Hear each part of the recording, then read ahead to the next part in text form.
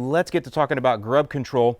And I'm going to start with an old school drawing that I did. You guys know I used to like to do drawings because my name is Simon.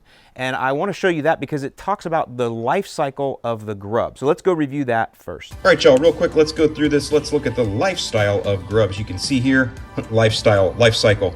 You can see who you've got here, the months of the year. This is where we are in April, but let's go right here to June. These beetles are often called May-June beetles or June bugs because they come out in June. You'll find them in your pool filter, or definitely you'll find them on your porch lights. What they do is all during that month of June and into July, they lay eggs in the lawns, well-watered lawns, and those eggs hatch into small grubs that feed on grass roots to grow. As they feed on grass roots, they get larger and larger, and then when it starts to get cold, depending on where you live, they will go down deep for the winter, and then they're down there, and then as we get to the spring where we are now, they come back up. This is, what is this, a pupae stage right here, and they're about to hatch here. There is a little feeding that might go on right in here, then they hatch and they go. I'm not typically worried about the feeding that goes on in here because your grass is growing so vigorously, you usually won't notice it, but some feeding can happen, and then they launch out, and now the cycle starts all over. So that's how it works. This is why we're gonna put a preventative down right here, right in this range here. Let's just ruin this drawing. We're gonna put a preventative down right in there somewhere, right? So when they get to this point, we've got that preventative down protecting us all during this point. So I'm making this video here in late April, which means according to our life cycle of grubs, we can get rid of this 24-hour grub killer. Take this off the menu for now. You do not want to use it. You want to go to one of these. These are preventatives. And actually, with today's technology, it's actually a preventative and a contact kill all in one. And I'm going to show you something that you probably didn't know. So this is what's called Acelepryn, and this is the professional grub control. If you go to any LCO office, LCO stands for lawn care operator. If you go to their office and you look at what they're using for grub control, or you look on the back of their truck, it's more than likely Acelepryn.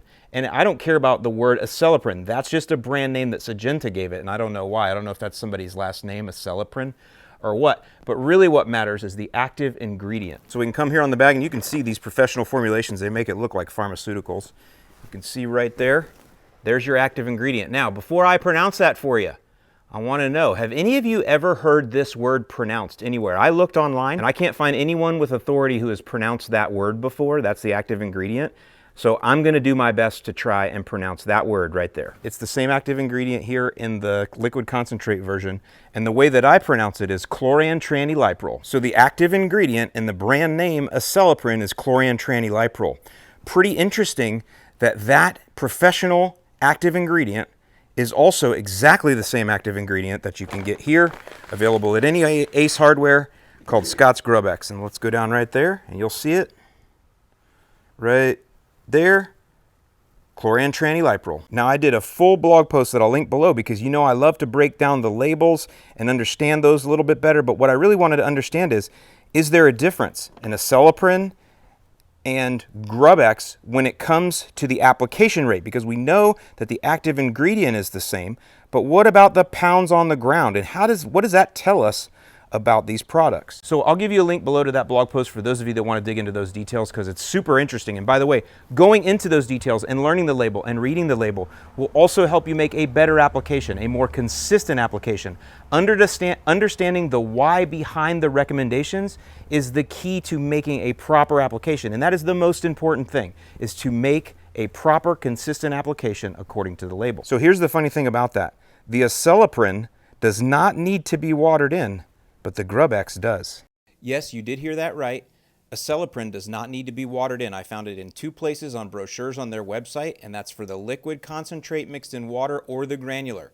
Scott's Grub X, however, you can see here on the label, does need to be watered in with 1 inch of irrigation or rainfall. So you can read those details, but the one thing I want to tell you is this product here, the labeling allows for multiple rates and multiple applications a year. In other words, there's a low rate and a high rate. This product here allows for 1 application a year, and you only get 1 rate to use.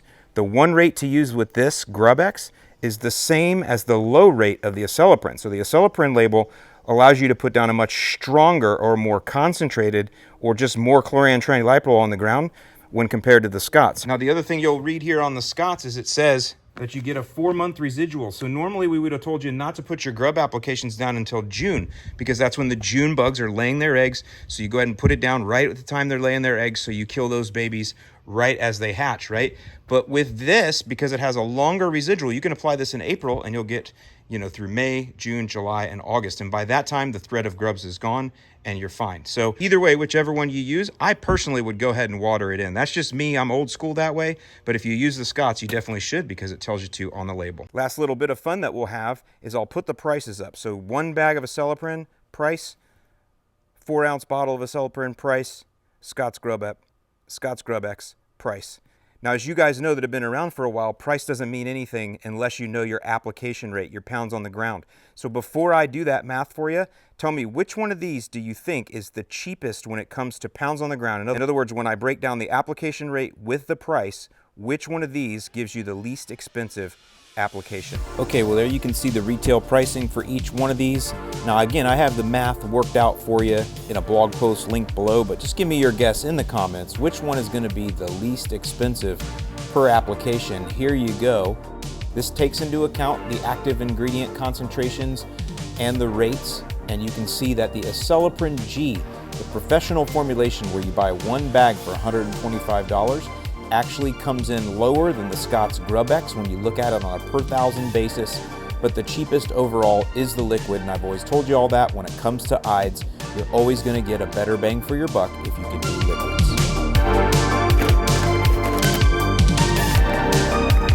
So one thing I just noticed, the reason the Scots might need to be watered in is it could be that the formulation or the way the prills are formulated might be a little bit different, meaning it's required for water to activate these prills, because if you look, they're more of a lighter, what color is that? Tannish, beigeish color. Whereas if you go over here, these are more brown wine color. So that's probably what it is. Something to do with the formulation. Says that the Acelepryn does not need to be watered in, but because of the way that these prills are formed or formatted, they do. So that's probably the difference. That's my biggest guess. Either way, I'm going to go ahead and put down the Scott's Grub X here, and the setting for a Scott's spreader is 3.5. So usually on an Earthway, I'm going to translate that to somewhere around like 13-ish. So we'll see how that does. Maybe we'll put it to 12. Yeah, I think I'm going to translate that to 12.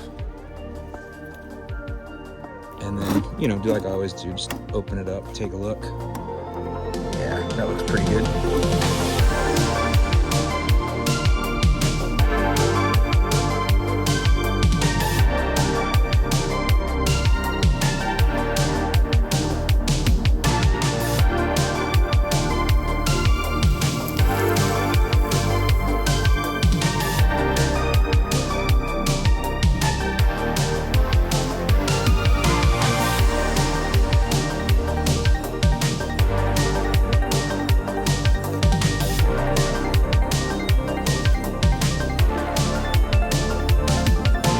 Okay, there we go.